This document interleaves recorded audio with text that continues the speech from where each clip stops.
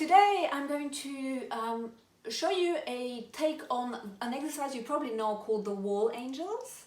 We're going to do it on the floor because it just means that we can be a little bit more specific with our movements and not get distracted by other things like, is my low back arching, am I bending my knees?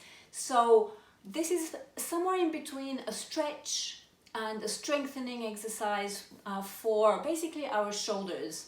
What we tend to find is that if we adopt this posture quite often throughout the day, the muscles between the shoulder blades get lengthened and weakened because they're just not being used to firing.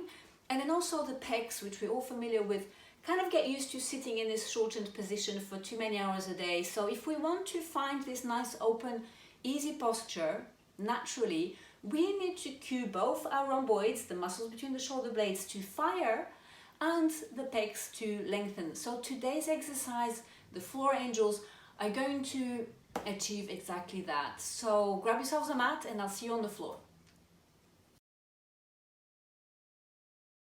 Okay, so we are now on the floor and here is the setup. Knees bent, we kind of want to make sure that we're not sort of arching the back to try and achieve a movement that might be difficult still for us. So the knees being bent will hopefully help to maintain that kind of neutral low back, not arching, just gently maybe imprinting, but ever so gently, the lumbar spine onto the floor. So the starting position is with the elbows in line with the shoulders, kind of like a T. And the movement we're going to be doing is basically sliding those arms, those elbows up and down. Only as far as is comfortable, only as far as feels achievable. Now, lots of variations on this exercise. I am personally quite stiff in the front of my shoulders, so the full kind of, if you like, expression of this exercise would be to flatten your forearms, wrists and back of your hands on the floor and perform this exercise that way.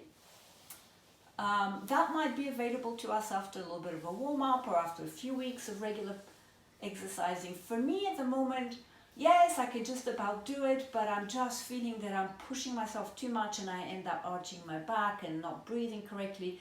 So you know what, that becomes a stress to the nervous system and it's never going to learn something it doesn't like. So I'm going to make my life a little bit kinder by lifting my wrists off of the floor and focusing on that kind of slide of the elbows up and down, which translates, if you follow the movement up the arm to the shoulder blades, and the shoulder blade, what the shoulder blades are doing, they're doing this.